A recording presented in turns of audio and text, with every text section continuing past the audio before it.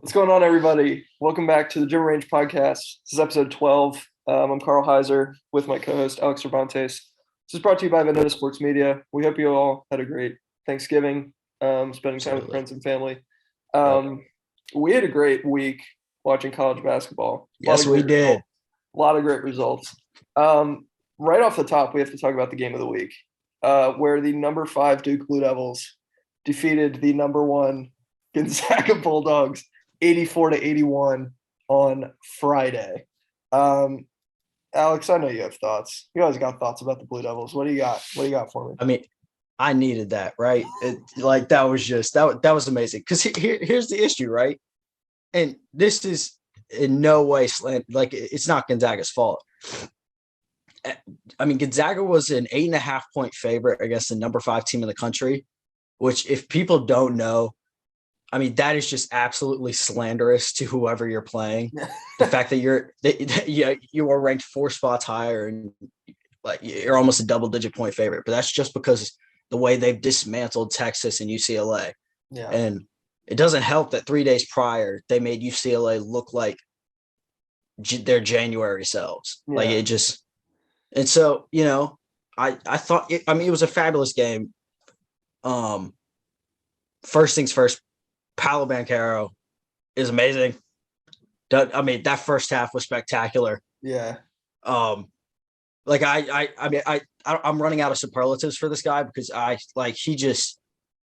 he really can do everything. And this was the first game we finally saw him kind of step out beyond the arc and was able to knock down threes in stride. He did short arm a couple of them. Yeah.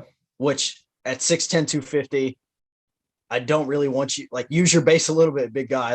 Don't leave it short. I don't know why we're not. It doesn't need to be all arms, but it was fabulous. He was 8 of 13 from the field in the first half, 20 points. He was 3 of 6 from deep. He made Chet Holmgren look like a child, and we knew Holmgren's one knock was going to be his frame, and he's 7 foot, 195 pounds, soaking wet. It's not good. It's like if you made me 7 foot. I need it's just, it doesn't really bode well if you're trying to guard a guy who has a vendetta against you because everyone and their mother was talking about how Chet is better. And so Paolo had some extra motivation. You saw that in the first half. But I mean, enough about Paolo. But for the rest of the team, he went out with cramps for 12 of the 20 minutes in the first half. Yeah. Sat on the bench for an extra 3. Wendell Moore and Mark Williams could not be prouder with their effort because they kept Duke in that game. Mm-hmm. And you would say on paper that if I had told you Paolo Banchero goes out with cramps in the second half before this game, I know I would have freaked out. Yeah. You would have. Everyone would have freaked out. You would just anticipate the blowout, but it was their half court defense. They held Gonzaga, the best offense in the country, by any stat you want to use, to 81 points on 79 possessions. They forced 17 turnovers. Duke scored 23 points off of those turnovers. There's so much to talk about. Yeah. I'll stop. I'll take a breath. Well, this can lead us into one of the big storylines for this game was Chet versus Paolo. It was the biggest storyline, arguably. Yeah, and those two are, I think, in everyone's minds, the number 1 and number 2 picks in the 2022 NBA draft, depending on where you put each of them. I would think. I think people will take Jabari Smith's upside, but yes, I think it's those two for right now. Yeah, or Jaden Hardy maybe. Jaden Hardy, absolutely, yeah. Yeah, but I mean, so here's what I'll say. I would take first half Paolo number 1 overall. I would not take second half Paolo number 1 overall. Well, yeah, he didn't play. He did. He did play. He scored 1 point. Well, yeah, because he had a free throw. They had to tuck him in the short corner. I was happy he was able to play defense. Hey, he did tweet this morning, though. I'm going to read the tweet, actually. Okay, yeah, do it. So, I mean, we can keep talking or we can sit in silence. I don't know which one. Here's the thing I'll talk about, too. I think it's incredible that Duke was able to win this game given the fact that their backcourt shot 5 for 24 from the field, and 1 for 9 from three. Can I interject something? Yeah, of course. You're not wrong. I would argue I would put Wendell Moore in that backcourt. You would. Okay. Well, to me, he's their lead guard. That's fair. Because while Trevor Keels did have 6 assists, so did Wendell. And Wendell, and I've said it before, I've said it throughout this series that Wendell was the X factor and he was going to lead this offense. And Kay was going to put the ball in his hands. So, but I get it. Like Wendell's that kind of awkward, like on the box score sheet, it's a forward, but I don't know. He's 6'5", 6'6". So anyway, this is Paolo's tweet. Tweeted this. Literally have only been able to give y'all a preview. Emoji face slapping your face. We getting these cramps out of here though. 100 emoji. It's up. Rock or the little like rock emoji, like hand emoji thing. So 3 emojis. I guess that's good. It's got to be his diet, right? Like it's got to be. You think? You think that's what it is? I doubt. Like I find it hard to believe that Duke isn't making him drink water. Like I find that hard to believe. So I guess I just chalked it up to like the fast pace. Yeah, I just chalked it up to the pace, like because it wasn't even just him.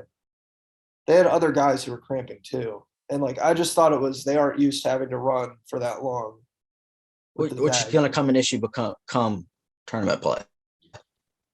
I mean, potentially, there's still a lot of time to figure that out. But. No, there is, but if it becomes a nagging issue, so we'll see. I think they'll be okay. I was very impressed with Duke. I was very impressed with Duke. Although my one thing is just like, the box score for Jeremy Roach and Trevor Keels is an eyesore.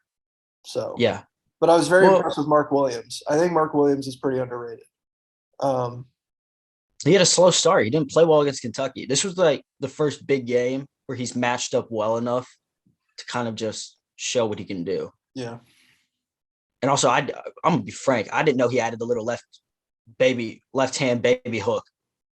Yeah. I didn't know he had that. I always because he's so good in that dunker role. Like I kind of get worried when he has his back to the basket. Can he actually like finish around people, or is he strictly like finishing off lobs and dunks? And so he added a little touch, and listen, that's a win. And another threat. He had 5 blocks. He probably could have had 7 if not. He definitely had 6. Not for some questionable, calls. Okay, one of them wasn't questionable. I mean, the call certainly was. Yeah, the call was questionable. The call wasn't even questionable. The call was egregious. Like it was just wrong. It was just wrong. Yeah. That was the other thing I didn't love about this game. They were just calling fouls like left and right. Lot. Everybody, like there were like 6 guys with 4 fouls with like 8 minutes left. Yeah, we got in terms of foul trouble because I got the box score right here. We had Mark Williams had 4, Trevor Keels had 3. For Gonzaga, Strother fouled out, but that was just because 2 late fouls. Yeah. Watson had 4, Timmy had 4, and Holmgren had 2 that had him sitting in the. Holmgren's 2 though were fouls. Like that's kind of been what everyone's saying. Like, oh, he got sat 10 minutes in. Like that's big for Gonzaga. I mean, but Duke did exactly what they wanted to. So they went. That's one of those. That's one of those basketball like little quips that every analyst use, like, oh, Holmgren sat for 10 minutes, or like Gonzaga didn't shoot well from the field. Like that's a basketball game. I don't. That's just like that's the nature of a basketball game. That's a team executing their game plan or not. Like we could totally go on the other side and be like, Jeremy Roach took 9 shots in the first half that you could have given to Wendell Moore. Like Jeremy, like you said, they shot 5 of 24 from the field, Roach and Keels combined. Mm-hmm. And so like those little things there kind of piss me off when like analysts are like, Gonzaga only lost by 1 possession, and by all accounts, they played terrible. That was just Duke's defense disrupting their offense. Right. They blew up. Wendell Moore blew up that high pick and roll between Nembhard and Timmy the entire game. And so if you can't get that going, and Strother was massive for them. So anyway. Yeah, so I guess as far as takeaways on the Gonzaga side, what did you see for Gonzaga? Because it's like it's tough. They turned the ball over 17 times. They're still the best They're still number one in offensive efficiency, even when they turn the ball over 17 times. I found it interesting that they're number 8 in defensive efficiency on Ken Palm. Are they? That's news Yeah. to me. I didn't. It's why they're still number 1 in Ken Palm, even Yeah. with the loss. Like I didn't know their. I didn't like grand scheme of things. It just doesn't because their defense doesn't blow me away because they just want to get it out of the basket and run. Right. So, I mean, Gonzaga side, like Nemhard had 11 assists. He's the catalyst. We knew that going in. There was nothing in this game that like showed me that has me concerned about Gonzaga. Maybe Nemhard going 2 of 7 from 3. Or I mean 2 of 7 from the field. Yeah. They had 3 starters not make a 3. I mean, Timmy shouldn't be shooting threes, so I can knock that one. But even Nemhard had 11 assists. Yeah, exactly. He still had 6 turnovers, but that's more to me Duke's defense than it is Nemhard. Yeah, I would agree. For both teams, bench production is a major concern. I highlighted it in my blue review. Their benches combined for 18 points. That's not – I mean, your starting fives are ridiculous talent-wise. If your bench isn't producing, that's not a recipe for success. Yeah. Salas didn't take a shot, which was shocking to me. I mean, he only played 4 minutes. Yeah, but still, I mean, you figure one shot, driving layup, like a floater, anything. Strother's floater is going to be the most frustrating thing I've ever watched. It seemed like he wouldn't miss. He gets that little runner. He just gets the little head up and then boom. Like, he was great for them. Few's going to be thrilled with that. I mean, Holmgren, like, the thing is, I just think it was the physicality of Banchero. Mm-hmm. And he was open on several threes, and he just didn't knock them down. And that's, I mean, we say it, but that's basketball. Like, it's going to happen. It happens. Sometimes it looked comfortable. Like he stepped in rhythm. Again, I don't know. He had all the time in the world to get that shot off. Yeah. And he had one in the corner late game that Mark Williams being 5 feet away kind of scared him from shooting. So, no, but like I've never been like as a shooter, like I've never been a big fan of like the little hitch, throwing it behind your head and then flicking it. Yeah. But you know, that's a little thing, but it's worked for him at all levels. So I can't knock it now. Well, you tweeted during the game that like all the Gonzaga guys were pulling from their hip. I don't know why they are. It's literally it's Strother, it's Nemhard, it's Rasir Bolton. Like they all, it's from their hips. It's from right on their right hip. It's up, and then it's like they're either shooting it from their chest or right below their neck. It's what irked me about Cam Reddish, and Cam Reddish was one of my favorite Duke players. Like it's not who taught them how to shoot. Yeah. Hey, listen, you made them. You made them. 3 of 7. Well, not in this game. They did. They shot like 28% from 3. Strother and Bolton were each 3 of 7. Yeah, you take that. Yeah. That's what? 41%? That's bad math. That may not be right. I don't know. Is it really? So maybe 6 for 14. Oh, wow. Are you right? Look at that. 42%, 43%. I was close. Yeah, we just did the same thing. Okay. I did want to shout out one thing, though. Yeah. Coach K, late game scenario, putting in that 2-2-1 press that fell into a 2-3 zone that killed 13 seconds of Gonzaga's possession. In the final 20 seconds. That is the best thing I've seen him do in the past like 2 or 3 years. Yeah.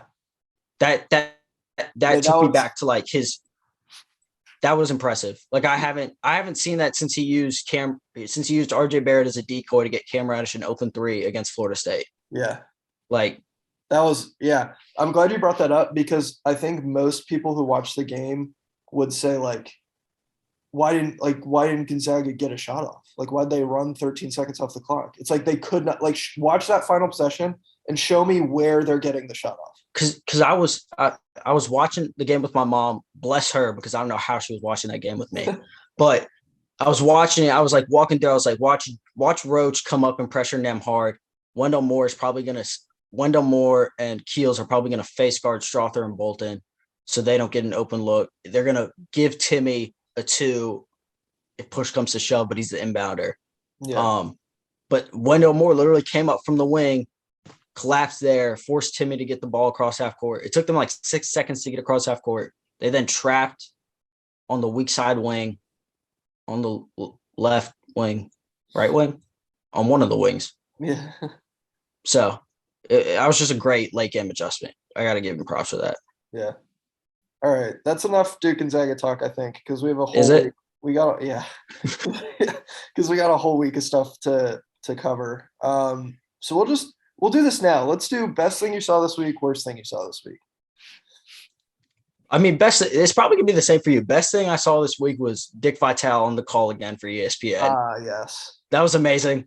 It was amazing. It was heartfelt. I was happy to see him back. It was Gonzaga UCLA. I love it. And then he got to call Dayton against Kansas on Feast Week. Yeah. Oh my gosh, that Dayton game. I mean, that shot and then Dick Vitale calling it. I mean, it was just chef's kiss. Like It was awesome. It was amazing. That's the best thing I saw this week. How about you? I'm gonna go a little different direction. I think that would be mine, but I think I'm gonna say the Art Academy beating UC Davis by double digits. The Art Academy is a private for-profit school in California that didn't have a logo on ESPN. Nope. And they beat UC Davis. So who beat Utah State? Who beat like a week earlier? Yeah, so it's like a pretty major upset. And it's just funny because it's the Art Academy. I don't know. Like I have no words for that. Yeah. What's the worst thing you saw this week? That's tough. It's gonna be hard. Memphis has lost to Iowa State. Yeah, that looks bad. That was really bad. And correct me if I'm wrong, but we pegged Iowa State as the worst team in the Big 12 in our preview. Yeah. Well, here's something I want to bring up. So, shout out to Joey Luce, who does like the undefeated maps on Twitter and stuff. Yep. With like less than 30 undefeated teams left, Minnesota, Iowa State, and DePaul are all undefeated. And those were 3 teams that I think at various times we described as the worst teams in the Power 5 conferences. So it just goes to show how much we know. Well, here's my thing. I'm still laughing about the DePaul thing, right? Because we talked about it in the Big East preview, but there were 3 Big East players in an anonymous poll for The Athletic that said DePaul would win the Big East. And I'm starting to question if they weren't joking.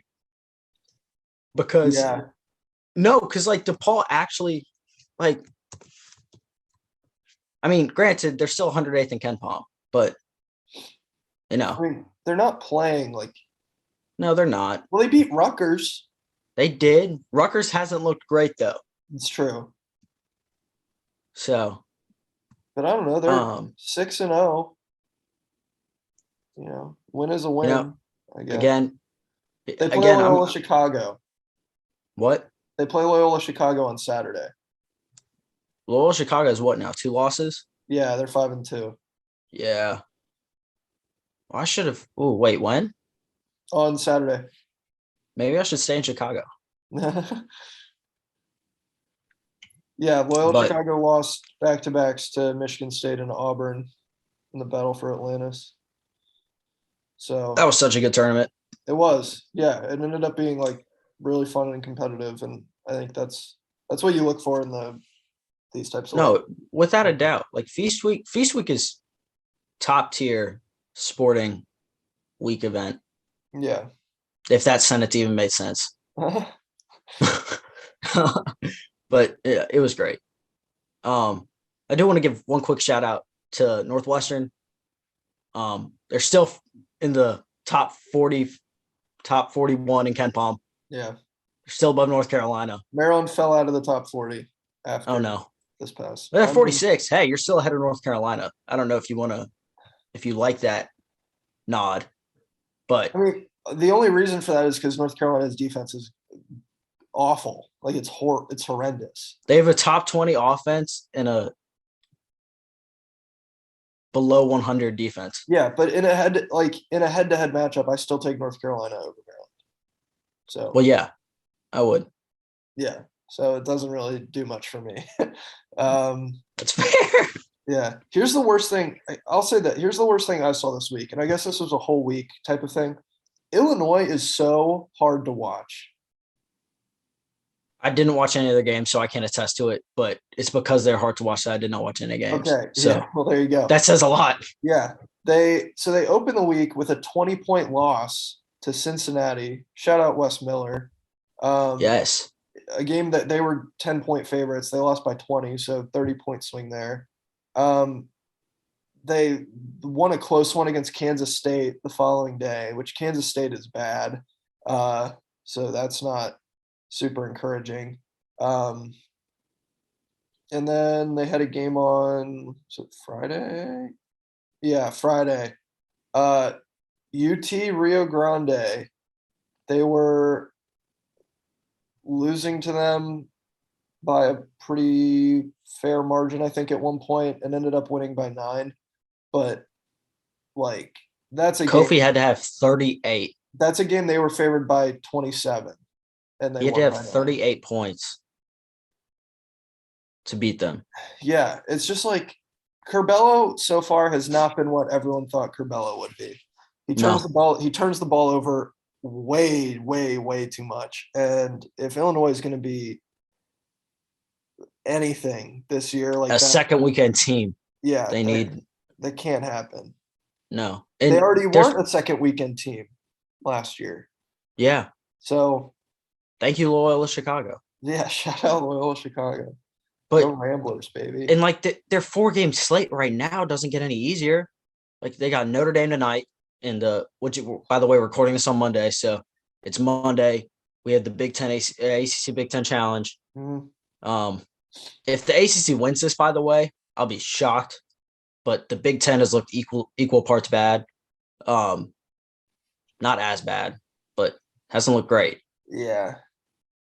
There have been some surprises. Like Iowa's offense has looked really good. Well, I was going to say that because Illinois plays Iowa in a week. They've got Notre Dame, Rutgers, Iowa, and Arizona. Yeah.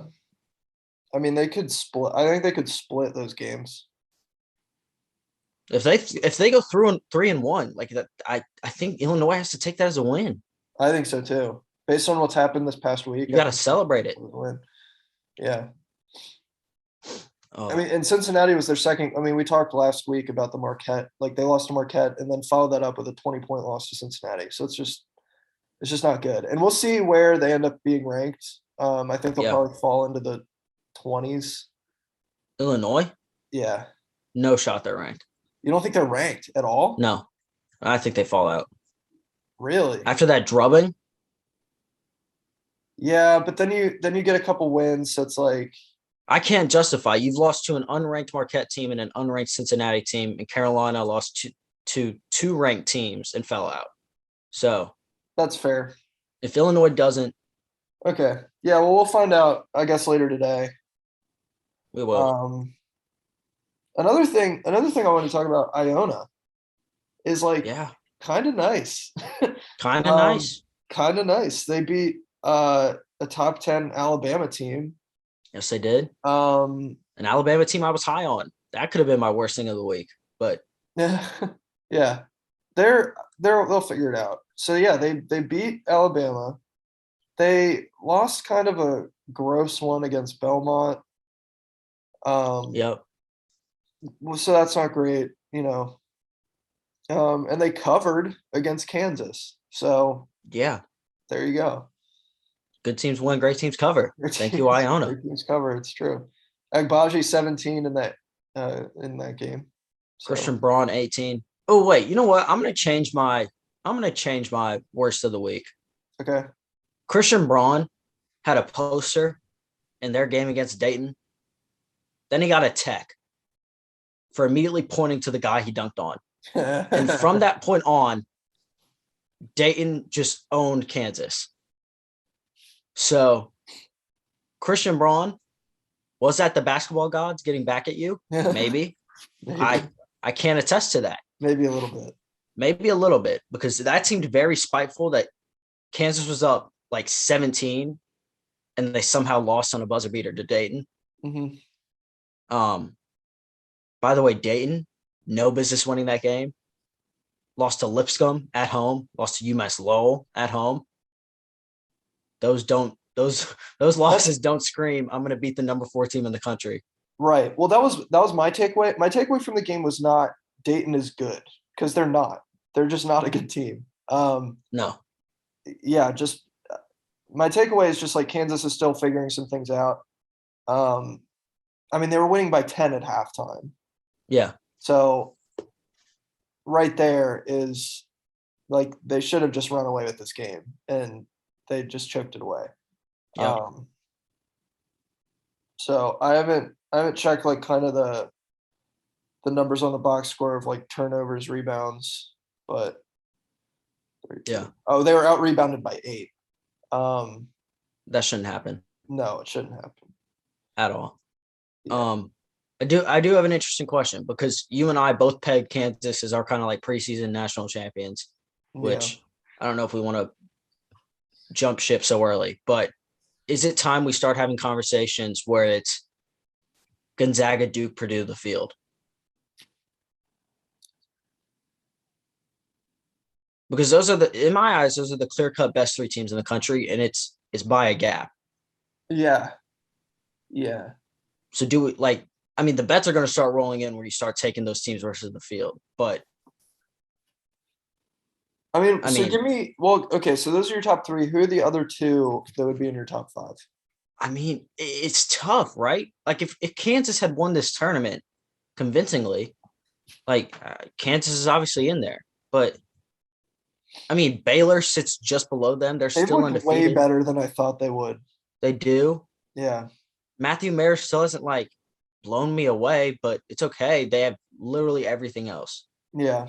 So, it's tough And then because do you put Texas back? Like that's the thing is like I Villanova can't lost twice. justify Texas got smacked by Gonzaga real bad. Memphis like just lost an ugly one. UCLA got smacked too. Like Alabama lost an ugly one. Do you slide Houston all the way up from 12? Like here's my thing, right? Like this is what I would legitimately do. It's Gonzaga, Duke, Purdue. That's the 3. There's a gap, then it's Baylor, then there's a gap, and it's UCLA. Villanova, UCLA, Texas. Okay. I'm cool with that. I think I mean I agree with you that the 3 is, and the separation between weird. those top 3 is minuscule.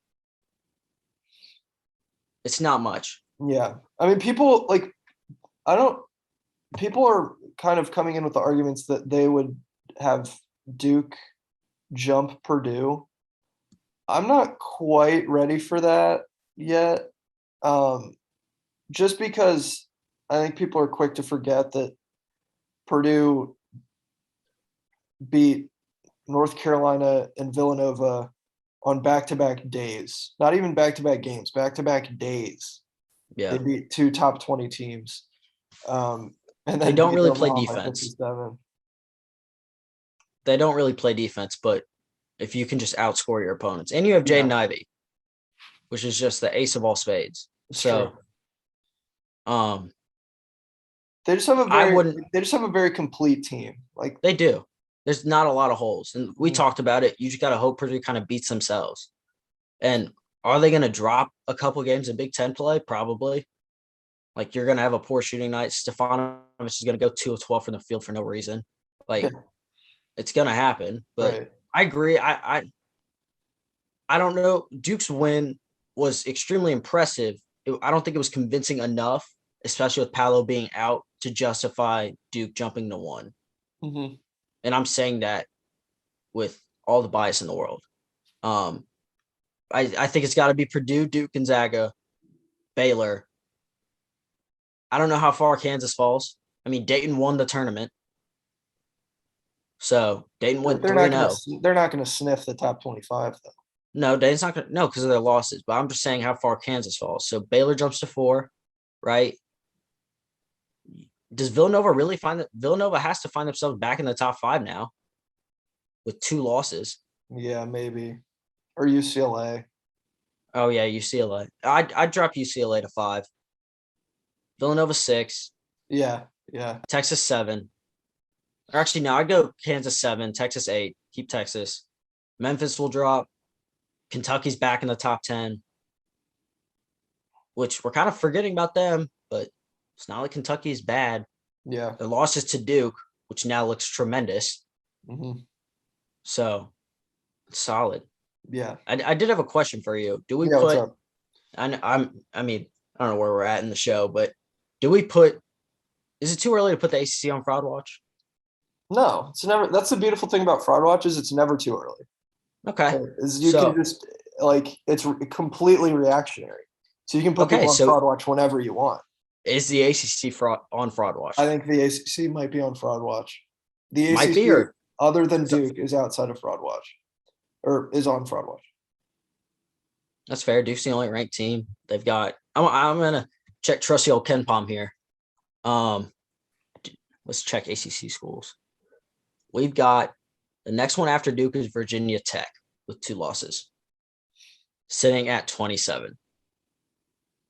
Yeah, So Virginia Tech just sits at 27. yeah. And we keep it's Louisville funny we keep referencing the 2-loss thing like it's college football, but like these teams are going to get a lot of losses. It's just that's Yeah, just how it's going to go. But I think this early in the season we didn't expect Virginia Tech to have 2 losses. You know what I we mean? expected them to be ranked after like the opening week. Yeah. Well, we'll see how the game against Maryland goes. I'm sort of looking forward to It it. should be interesting. Yeah. Virginia plays Iowa today, and something is going to have to give. Mhm. Obviously, we'll find out. But Virginia's given up, I think, like 48 points a game since their loss to Houston, and Iowa's scoring almost 100. Yeah. So one of them, I mean, that's just McCaffrey's system, though. Like, they're going to score a ton of points not play defense. and not play defense. Yeah. Like, It's the Notre some Dame coaches of like the that. Big Ten. It's the Notre Dame model. Yes. Shout out UNC taking that assist system to heart. Yeah. Exactly. But notice that doesn't produce winning basketball. So, Listen, if 50% of our hot takes go well, I think that's if tremendous. 30%, like, if we get any, Well, your Illinois hot take is looking yeah. phenomenal. Yeah. That's looking good. I don't remember what mine were. We'll have to go School's back and killing me. just like put the list out of like what they were and then keep track of them. Because definitely I don't think any of them are like on life support right now. So I think that's good. Although okay, this wasn't from our hot No. takes, but North Carolina winning the ACC is not looking great. Right. No. No. Duke might run away with the conference. Here's my thing. The last time Duke won a regular season, this is why I don't pick Duke in the regular season. The last time they did that was 2010. That's the last time they won a regular season title. They just don't do it. Well, they won the national championship that year, right? They did. Yeah. Does history repeat itself? If so, I will be unbearable. I know. if oh geez. I mean, the last shred of humility that you had is gone because of the Gonzaga game. So no, it's still there. Like I'm still trying to temper my expectations. Like I'm trying to relax. Neither team played a complete game, which a complete game, everyone touts it. Again, I'm going back to this stuff that it's the buzzwords that media members use. Mm-hmm. Like a complete game, you're lucky you get that twice in a season.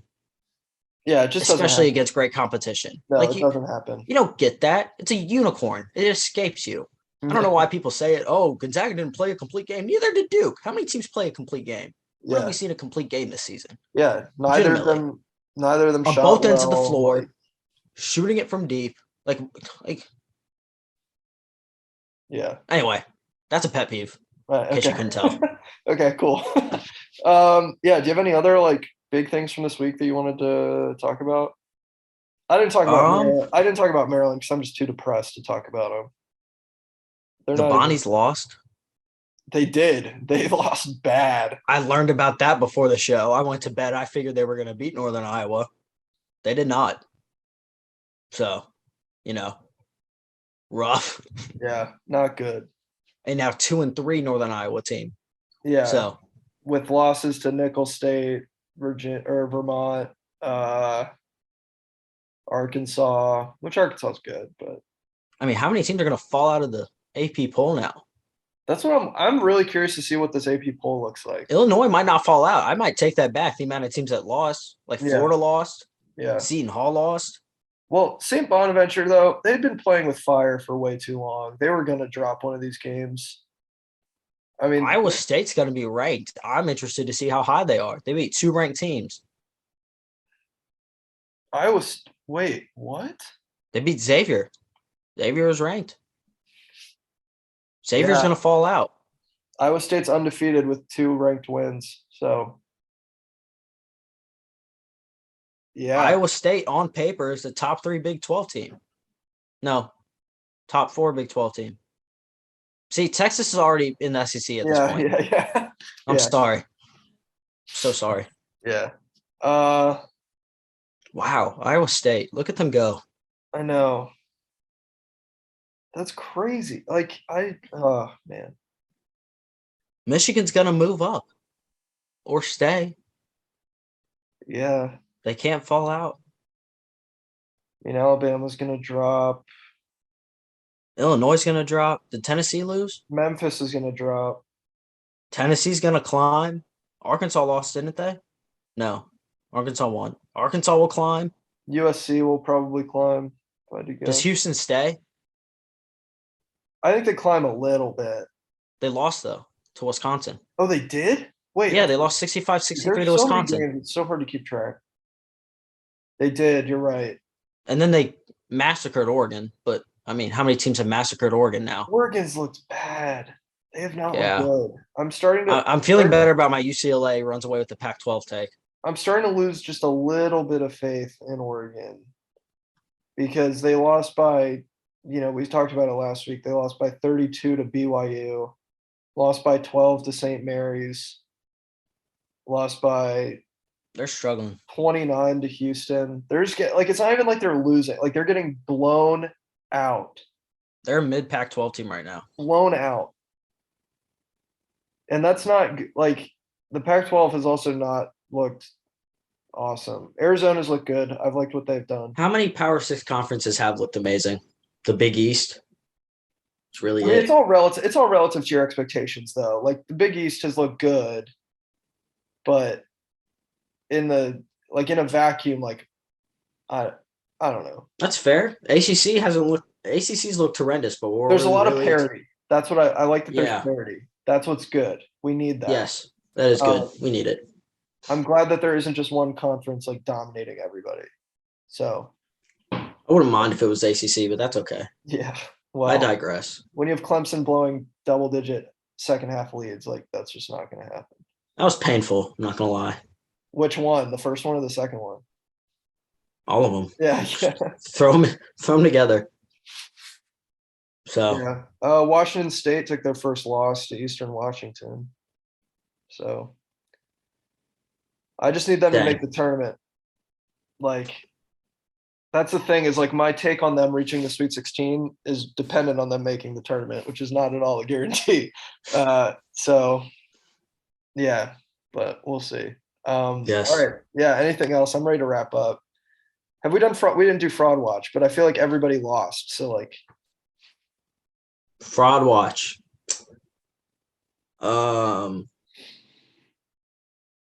College basketball referees, but we already knew that. So yeah, Oregon is on fraud watch. Oregon. Can we take Oregon off of fraud watch and just put them in frauds? And for the time being?